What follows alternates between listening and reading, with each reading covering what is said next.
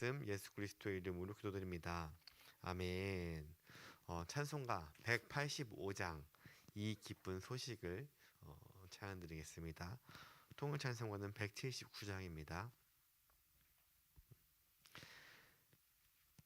185장입니다. 이 기쁜 소식을 온 세상 전하세. 큰 환난 고통을 당하는 자에게 주 믿는 성도들 다 전할 소식은 성령이 오셨네. 성령이 오셨네. 성령이 오셨네. 내 주님 보내신 성령이 오셨네. 이 기쁜 소식을 온 세상 전하세. 성령이 오셨네. 만왕의 왕께서 저 사로잡힌 자 다 구원하시고 참 자유 주셨네. 승리의 노래가 온 성에 들리니 성령이 오셨네. 성령이 오셨네. 성령이 오셨네. 내 주님 보내신 성령이 오셨네. 이 기쁜 소식을 온 세상 전하세. 성령이 오셨네. 한없는 사랑과 그 크신 은혜를 늘 의심하면서 안 믿는 자에게 내 작은 입으로 곧 증언하리니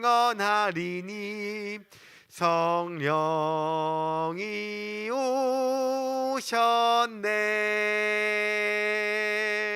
성령이 오셨네. 성령이 오셨네. 내 주님 보내신 성령이 오셨네. 이 기쁜 소식을 온 세상 전하세. 성령이 오셨네. 아멘.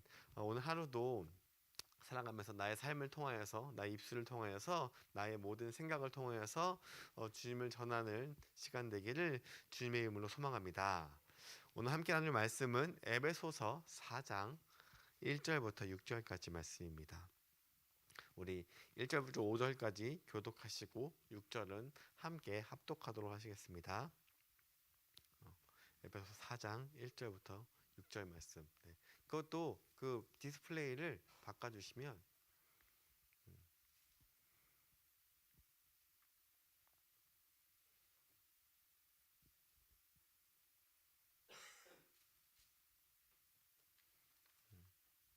저희가 이제 이 시스템을 바꾸고 나서 디스플레이가 계속 왔다 갔다 바뀌어서 이거를 저는 잘 하니까 바로바로 이렇게 하는데 아직 부목사님은 저 방송실을 많이 안 해서 잘 안 되는 것 같아요. 오늘 환경을 같이 보면서 읽을까요? 네. 자, 먼저 1절 읽겠습니다. 그러므로 주 안에서 갇힌 내가 너희를 권하노니 너희가 부르심은 받은 일에 합당하게 행하여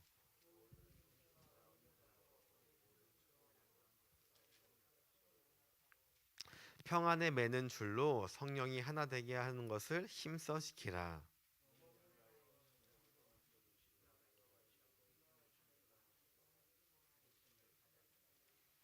주도 한 분이시요 믿음도 하나요 침례도 하나요. 같이 읽겠습니다. 하나님도 한 분이시니 곧 만유의 아버지시라.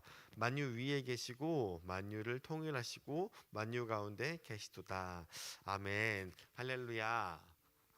저희가 이제 에베소서를 통해서 쭉 지금 말씀을 보고 있는데, 월요일부터 목요일까지 첫 번째 그리스도의 정체성, 두 번째 하나님의 선택, 세 번째 화해, 네 번째 교회를 통하여서 어저께까지의 말씀이 바로 이 그리스도의 이 교리적인 부분을 집중하고 있다면, 오늘 본문은 그 교리를 가지고 있는 우리들의 삶이 어떻게 살아갈까, 그리스도의 윤리에 대한 부분들이 바로 오늘의 말씀입니다. 제목 보이시죠? 그리스도인의 삶. 그래서 우리가 그 교리를 가지고 어떻게 살아가야 하는가가 오늘 말씀인데요. 자, 1절 말씀 다시 읽겠습니다. 그러므로 주 안에서 갇힌 내가 너희를 권하노니 너희가 부르심을 받은 일에 합당하게 행하여. 우리가 합당하게 이제 부르심 받은 일에 행해야 되는데, 이 뒤에 에베소서는 6장까지 있는데요. 1장부터 3장까지가 약간 그 교리적인 부분이라면, 오늘 본문 4장부터 마지막 6장까지가 이제 4장, 5장, 6장이 우리들이 어떻게 그리스도인으로서 합당하게 행할 것인가, 우리의 삶에 대한 문제를 집중하고 있습니다. 우리가 이제 교리를 알았다면 이제 그 교리를 알고 살아가는 데까지 나아가야 하는 것입니다. 우리들이 믿는 믿음과 우리들이 행하는 행함이 같이 있을 때 그 믿음이 온전해진다는 것을 이야기하고 있습니다. 그래서 본문 4장 22절부터 24절 말씀 제가 읽겠습니다.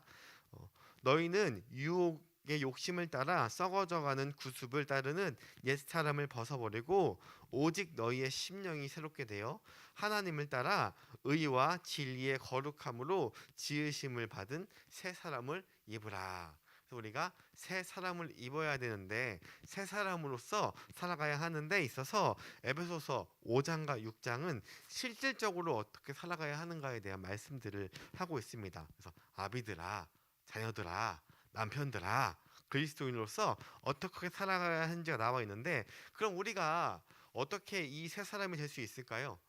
우리는 이미 많은 설교를 통하여서 그리고 매번 듣는 말씀을 통하여서 이미 우리는 알고 있어요. 그리고 성경이 정확한 가이드라인을 주고 있고, 우리는 가이드라인을 항상 받고 살아가고 있는데, 그런데 그게 쉽지 않죠? 그렇게 살아가는 것이 노력하는데도 쉽지 않아요. 그나마 말씀을 듣고 나서는, 오늘 말씀을 듣고는, 아, 내가 이렇게 살아야지, 하나님이 이렇게 하라고 하셨구나, 내가 그 말씀대로 살아가야지 라고 그 말씀이 기억나니까 그 말씀대로 이제 행하는데, 그런데 조금 살아가다 보면 이 세상 가운데 막 사람들을 만나고 이야기를 하고 세상에 치우면 어느덧 그 말씀은 내 머릿속에 남아있지 않아요. 남아있지 않다고 없는 것이냐? 아니죠. 축적돼서 순간순간 나오는데, 그런데 이게 참 그 말씀이 쭉 유지가 되어서 살아가는 것이 아니라 이전과 같이 똑같이 반복되어 살아가는 경우가 너무도 많습니다. 그래서 오늘은 실질적으로 이 그리스도의 삶이 어떻게 되는가 하는 말씀, 이미 이 5장 6장에 쭉 나오는데, 그 말씀을 나누기보다는 왜 우리가 그렇게 못 살아갈까를 좀 초점으로 말씀을 나누려고 합니다. 우리가 왜 그렇게 계속 반복되어서 하나님의 말씀대로 살지 못하고 나아가는 것일까요? 그것은 바로 우리의 그 세계관이 바뀌지 않아서입니다. 세계관이 뭘까? 세계관? 세계관이라는 말 쓰잖아요. 그 제가 청년 청소년 사역을 하니까 교회를 오면은 제일 먼저 어떤 걸 파악하냐면, 이 청년들이, 이 청소년들이 어떤 걸 좋아하지? 어떤 걸 기준으로 두고 있지? 어떤 연예인을 좋아하지?를 먼저 파악을 해요. 왜냐하면 그들과 소통해야 되니까, 청소년들과 청년 소통을 해야 되니까. 그런데 남자들은 이렇게 뭐 아이돌 가수를 좋아하거나 이런 경우가 많이 없는데, 여자는 많이 이제 그런 걸 좋아할 나이인데, 여기 와서 어, 많은 아이들이 NCT라는 가수를 좋아하거든요. NCT 들어보셨나요? NCT? NCT 하은이도 NCT 좋아하고요. 그래서 예나도 NCT를 좋아하고, 그리고 지금 저 왔을 때는 예슬이도 좋아했고요. 은혜도 좋아했어요. 대부분의 아이들이 NCT라는 가수를 좋아했는데, 그런데 NCT는 SM이라는 큰 대형 기획사의 소속 가수거든요. 저희 뭐 3대 기획사, 뭐 JYP, 뭐 YG, SM 이런 건 들어보셨죠? 그래서 SM이 뭘 잘하냐면 세계관을 짜는 걸 잘해요. 우리가 영화 그 어벤져스라는 영화 보셨어요? 어벤져스도 큰 마블의 큰 그 세계관을 통하여서 나와서, 그래서 뭐 토니 스타크 뭐가 막 나오고 뭐 스파이더맨이 나오고 막 하잖아요. 그 다 그 세계관 안에 그 영화가 이루어져 있는 거고요. 그리고 근데 그 SM이 이 세계관을 잘해서, 이 SM은 이 가수들이 그 SM의 일대 가수가 이제 그 일대라기보다는 그 세계관을 정립하는 가수가 이제 H.O.T라는 가수부터 이제 쭉 세계관을 이제 이루어져 있거든요. 그런데 그 막 뭐 레드벨벳, 뭐 에스파, 뭐 이런 게 다 SM 가수인데, 이제 이름을 들어보셨을 수도 있고 모를 수도 있는데 알 필요는 없어요. 알 필요는 없는데 이들이 그 엑소 때부터 본격적으로 세계관을 했는데, 그들은 이미 지구인이 아니에요. 그 세계관에서는 그 가수들이 지구인이 아니어서, 그래서 막 그 뭐 어떤 사람은 순간 이동을 하고 어떤 사람은 불을 다스리고 하는 세계관을 그 가수들한테 넣어요. 그래서 그 팬덤을 형성하는데, 그 가수의 팬덤을 형성하는데 그것과 같이 공유를 하고 팬파를 쓰고 이런 것을 통해서 그 팬들을 잘 형성하게끔 만드는 것에 중요한 것이 세계관인데, 그런데 제가 왜 이 얘기 했냐면 NCT는 제가 그것을 보면서 세계관을 많이 따라갔거든요. 아이들이 가수 좋아하니까 JYP에 있는 가수들의 세계관도 보고 YG도 보고 하는데, NCT는 너무 방대한 거예요. NCT가 사람도 17명이거든요. 가수가 엄청 많은데 그 17명의 세계관이 한 사람 한 사람도 틀리고 또 그 종족도 있어요. 종족도 있어서 이 세계관 그래서 아무리 생각해도 제가 이거를 막 파고 이제 소통을 하고 얘기해야 되니까 했는데도 이걸 못 깨달아서 제가 물어봤어요. 하은아, 대체 NCT는 세계관이 뭐야? 뭐 예나야 세계관이 뭐야? 라고 하니까, 근데 더 황당했던 거는 그 본인도 그 세계관을 모른대. 너무 방대해서 그게 그 좋아하는 사람들도 모른다는 거예요. 이런 식으로 세계관이 굉장히 중요한 역할을 합니다. 그리고 그 유튜브 같은 거 많이 보시나요? 요즘에 뭐 그 SBS, MBC, KBS에서 그 개그 프로그램, 개그 콘서트 같은 프로그램들이 다 없어졌잖아요. 그래서 이제 그 TVN의 코미디 빅리그라는 거 하나만 남았는데, 그래서 많이 없어지면서 많은 개그맨들이 방송을 하지 못하니까 어디로 갔냐면 유튜브로 갔어요. 유튜브로 가서 이제 유튜브는 컨텐츠를 목적으로 이제 많이 나오잖아요. 근데 그 개그맨들이 어떤 걸 컨텐츠로 했냐면 세계관을 형성해서, 어떤 때는 개그맨 둘이 그 결혼을 해가지고 실제로 하진 않았는데 부부인 세계관을 잡아서 그 부부간에 있는 갈등이나 재밌는 요소들을 이게 조금씩 찍어서 올리는 사람들도 있고, 어떤 개그맨은 막 자기가 어떤 과장인데 과장으로서의 막 뭐 힘든 어려운 것들을 막 담으면서 그 세계관을 유지해 가면서 하는 것들이 요즘 20대 30대 애들이 굉장히 열광을 하고, 그러한 유튜브들이 100만 200만 이렇게 넘어가는데, 그래서 이 세계관이 굉장히 중요합니다. 그래서 이것이 형성이 되면 그럼 그 사람은 그 사람이 되는 거예요. 혹시 그 다나카라고 들어보셨나요? 다나카? 요즘에 개그맨 중에 한 명인데, 다나카의 세계관은, 이 사람은 한국인인데도 불구하고 일본인이라는 그 세계관을 형성을 해가지고 말도 막 어눌하게 해요. 그래서 다나카는 마그노나루도를 가서 막 이렇게 진짜 일본인처럼 말을 한 한국인이에요. 근데 그 사람은 세계관이 일본인이어서 TV에서 나와서 지금 뭐 MBC나 이런 데 나와서도 그 세계관을 유지를 하고, 그리고 막 요새 부캐라고 하잖아요. 부캐. 그래서 막 부캐 유재석은 뭐 놀면 뭐하니 같은 데에서도 막 세계관을 통해서 하는 것들을 막 하는데, 그래서 이 세계관이 형성이 되면 이거는 그 사람이 되는 거예요. 근데 우리의 가치관도, 우리도 그리스도인으로서 세계관이 들어오지 않으면 그 문화 가운데, 이 교회 문화 가운데 이질적인 존재가 돼 버리는 거예요. 그래서 이 세계관이 형성되면 이러한 반복적인 죄를 짓는 것을 조금 더 아예 안 질 수는 없지만 막을 수가 있어요.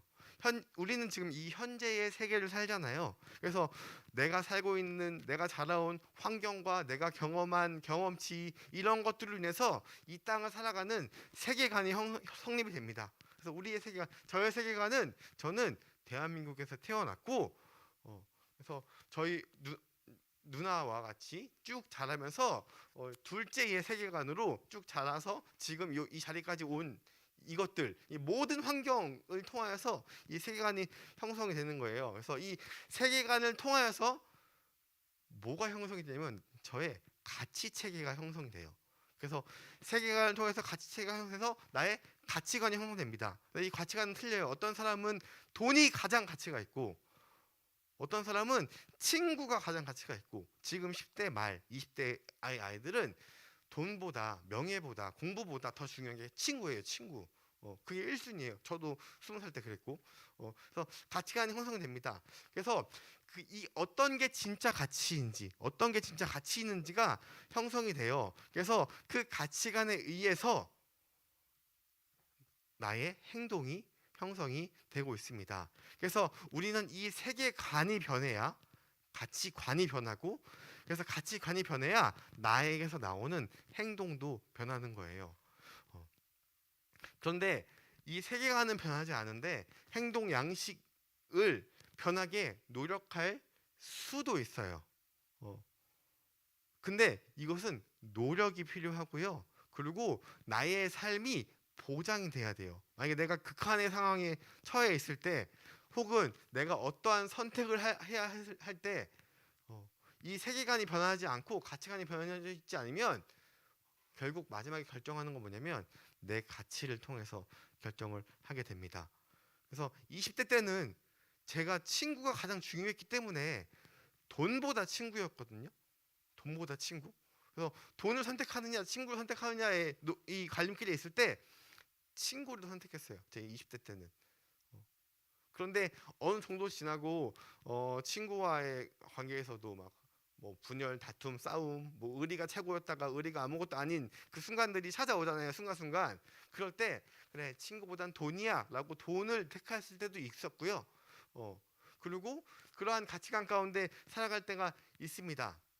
근데 이렇게 우리가 하나님의 말씀을 듣고 깨닫고 이렇게 살아가야 한다, 이래야 한다, 저래야 한다라는 것을 깨닫고 말씀대로 살려고 노력하지만 다시 이 세상 속에서 전과 같이 똑같이 살아가는 사이클을 막 반복하잖아요. 사람들이 겉으로 나타날 때는 내가 신실해 보이고 내가 잘 보이고, 그리고 혹은 종교적인 형태만 취하고 추구하고 살아가는데, 근데 이것을 신학적인 용어로 뭐라고 하냐면 혼합주의라고 해요. 혼합주의.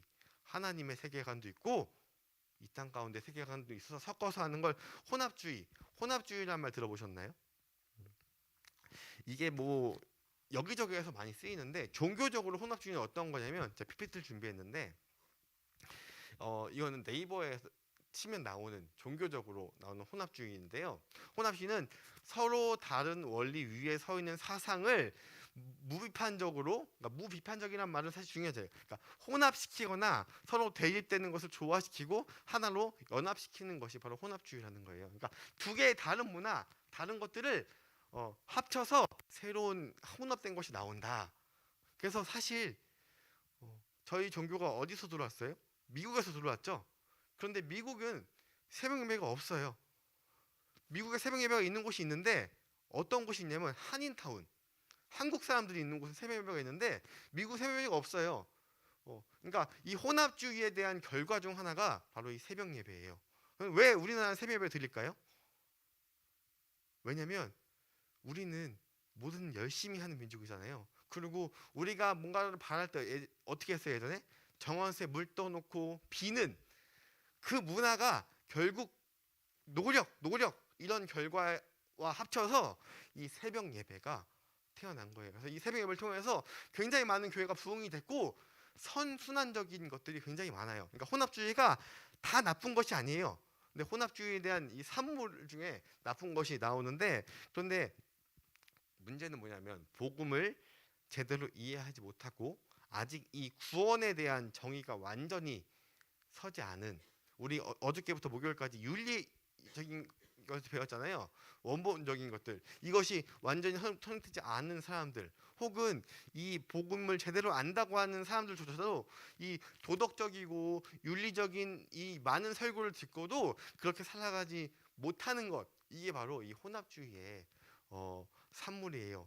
예수를 믿는다고 하면서도 결정적인 선택 가운데, 나의 중요한 선택 가운데, 혹은 직장 문제라든지 경제적으로 정말 위태한 상황이든지 혹은 학업에 관한 것을 걸려 있을 때 우리는 금방 힘의 원리를 따라서, 이 땅의 가치를 따라서 가는 것이 바로 이 혼합주의의 아주 나쁜 것이에요. 그래서 우리가 이러한 이익들이 걸리면 언제든지 교회를 빼먹을 수 있는 거예요. 만약에 내 이번 주에 어떤 큰 사업 미팅을 해야 되는데 그 미팅이 하필이면 주일 11시부터 있어요. 근데 이 공사를 따면 나한테 1억이 생겨. 그러면 어떻게 하실 건가요? 교회 오실 건가요? 교회 가실 건가요? 이러한 결정 가운데 뭘 결정하느냐? 그게 바로 내 세계의 간의 가치가 결정나는 거예요. 그러니까 그것 가운데 어떤 게 더 가치가 있느냐를 결정하는 거잖아요. 예배가 더 가치가 있느냐? 그 돈을 버는 게 가치가 있느냐? 제가 좀 극단적인 예를 들었는데 이런 게 혼합주의입니다. 제가 어릴 때부터 같이 쭉 신앙생활을 했던 친구가 있어요. 초등학교 3학년 때부터 20살 때까지 같이 막 열심히 교회를 한 번도 빠지지 않고 다니던 친구가 있었는데, 그런데 그 친구가 이제 교회를 이제 어릴 때 같이 다니다가 커서 교회를 옮겼어요. 옮겼는데 얘가 23살부터 교회를 나가지 않는 거예요. 그래서 너 왜 열심히 해도 교회 안 나가냐 얘기하니까 이 친구 하는 말이, 자기가 고3 때 막 공부를 해야 했더니 그때 그 사모님이 그 청소년부를 담당했나 봐요. 사모님이 고3도 예배 드려야 된다. 맞죠? 예배 드려야 되고 참석해야 되고 예배가 더 중요하다. 이렇게 해서 얘는 고3 때 열심히 예배를 나오고 막 했는데, 그런데 그 사모님의 딸이 19살이 됐는데 그 딸이 주일날 교회를 나오지 않는 거예요. 뭐 그럴 수도 있죠. 뭐 사모님의 생각과 그 아이의 생각은 틀릴 수가 있으니까. 그런데 그러한 것들 가운데 사모님이 그 딸에게 그러한 메시지를 주지 않고 심지어 그 교회의 전도사한테 자기 딸을 예배를 끝나자마자 빨리 학원에 태워주라고, 그 전도사가 해야 될 사역이 있거든요. 인데도 불구하고 태워주라고 보내는 거예요. 분명히 그 사모님은 자기와 관련되지 않은 데에서는 얘기를 하는 거죠. 공부보다 예배가 중요해 라고 하는데, 근데 그 사모님한테 실질적으로 자기의 자녀가 공부에 연관이 되니까 그걸 하지 않는 모습을 보고 너무 실망을 해서 그때부터 교회를 안 나갔다는 거예요. 그래서 심지어 지금도 안 나가요. 그래서 항상 만나면 교회적인 이야기하고 그래도 나와야지라고 설득을 하는데 그래도 안 나와요. 그 사건들 때문에 막상 나에게 닥치면 하지 못하는 것이 바로 이 혼합주의입니다. 그래서 우리가 평소에는 예수를 잘 믿는 것 같다가도 이러한 본인의 문제 때문에 그렇게 결정할 때가 있습니다. 우리가 왜 구제해야 될까요? 왜 착하게 살아야 될까요? 왜 도덕적으로 살아야 될까요? 이러한 신학적인 그 교리가 정확하게 성립되지 않고 이 세계관에 빠지지 않으면, 그 세계관에 빠지려면 먼저 필요한 게 뭐냐면 그 세계관을 잘 알아야 돼요. 제가 NCT라는 가수를 알기 위해서 연구했잖아요.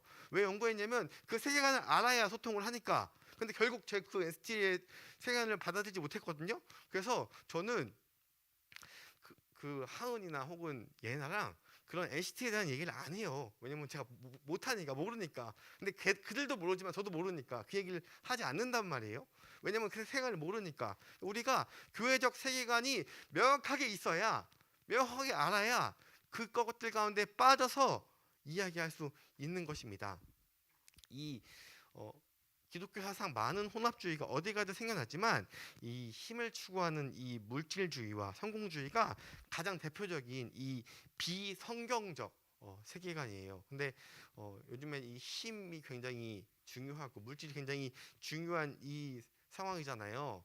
요즘 청소년들, 청년들, 20대들한테 이렇게 너에게 1억을 주면 넌 감옥에서 1년을 생활할 수 있니? 라고 하면은 망설여요. 왜 망설이는지 알아요? 감옥이 나쁜 곳이니까? 아니요. 금액을 늘리면은 너한테 10억을 주면 갈 수 있니? 너한테 100억을 주면 갈 수 있니? 넌 1000억을 주서 갔니? 가치관을 따져서 1억보다는 1년이 더 소중한 거야. 그러니까 그때는 결정하는데 10억, 100억, 1000억, 1000억이면 내가 나와서 일하지 않고 떵떵거리면서 평생을 살 수 있는데 10명 중에 거의 10명 다 감옥 간다고 해요. 얘기를.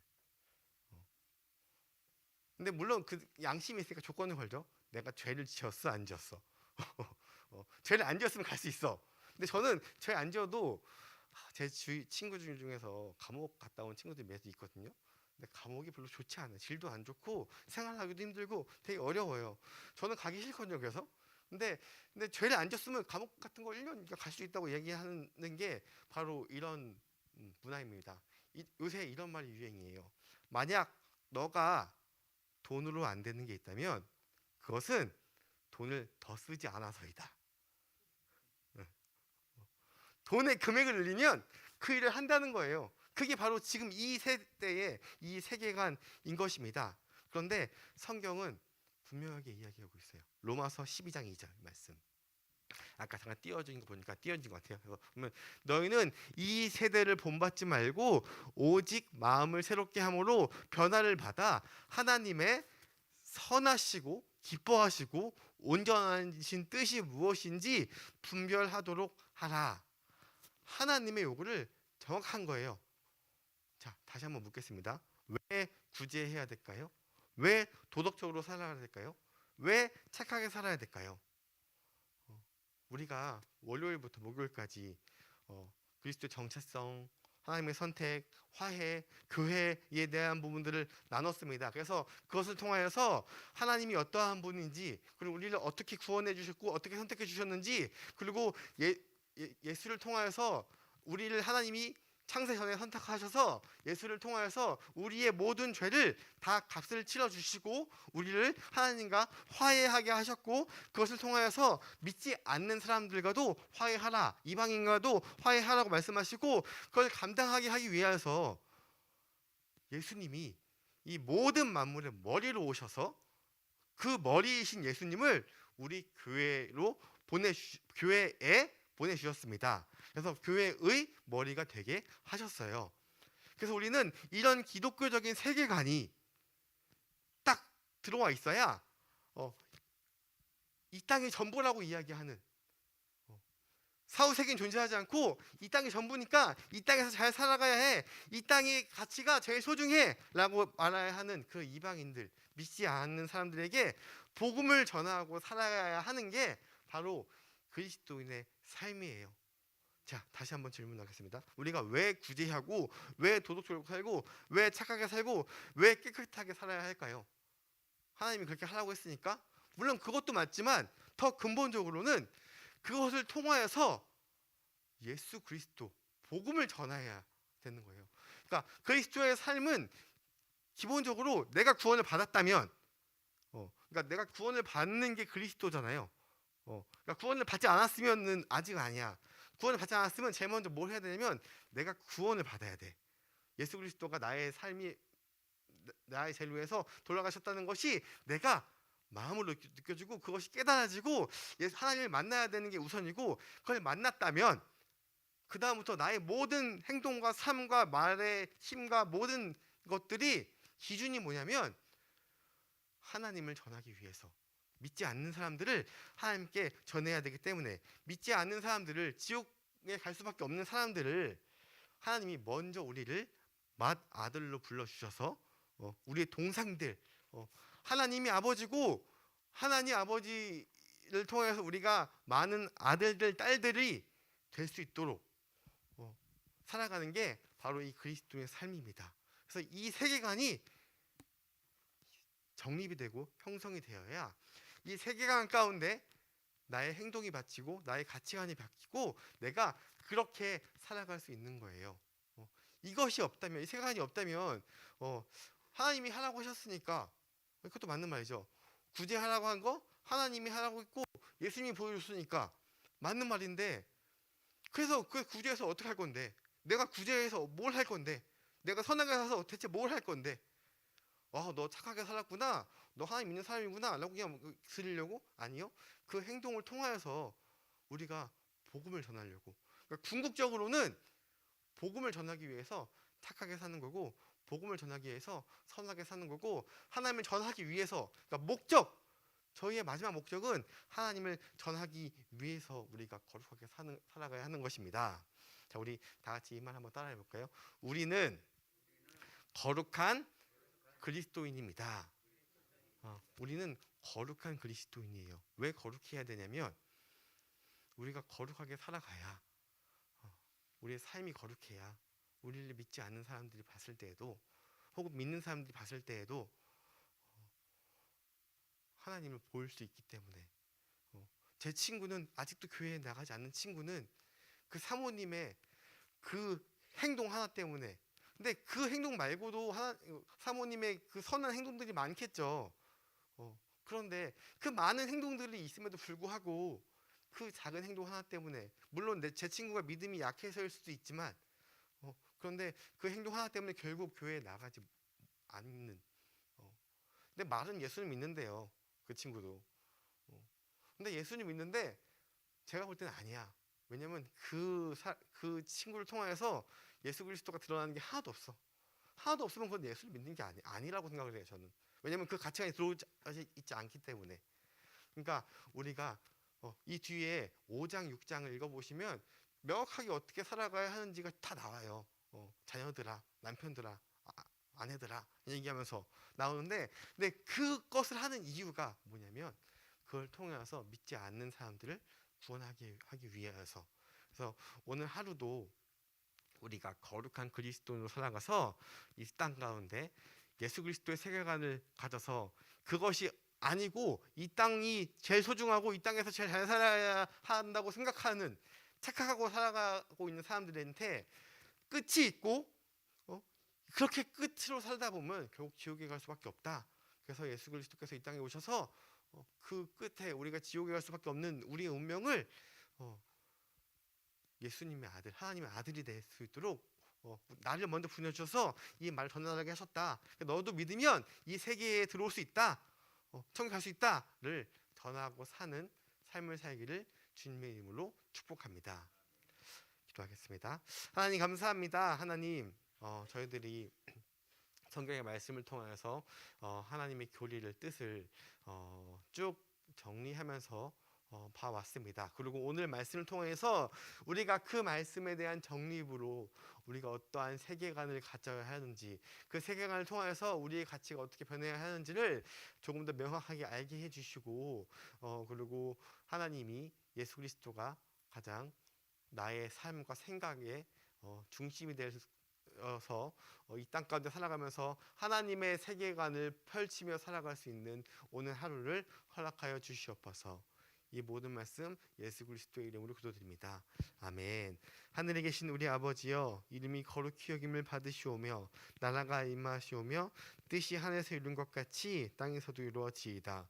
오늘날 우리에게 일용할 양식을 주옵시고 우리가 우리에게 죄 지은 것을 사하여 준 것 같이 우리 죄를 사하여 주시옵고 우리를 시험에 들게 하지 마시옵고 다만 악에서 구하시옵소서. 나라와 권세와 영광이 아버지께 영원히 있사옵나이다. 아멘. 이제 오늘 이제 금요일이고 이제 이틀만 더 지나면 우리가 12주 동안 VIP들에게 지금 이 VIP들을 막 한 주 한 주 뭐 하는지 나와 있잖아요. VIP와 식사하기, VIP와 나누기, 뭐하기, 이 모든 거는 뭐냐면 결국 그들을 구원하기 위해서 그걸 하는 거고, 그들을 구원하기 위해서 우리가 할 수 있는 건 뭐냐면 전하는 거예요. 전하는 거. 믿게 할 수는 없어요. 믿게 하는 건 우리의 영역이 아니에요.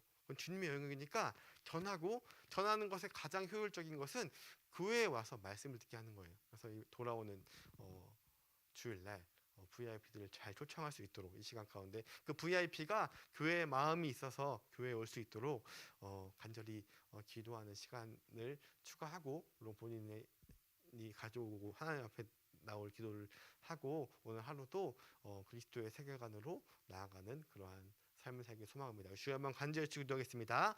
주여, 하나님 감사합니다.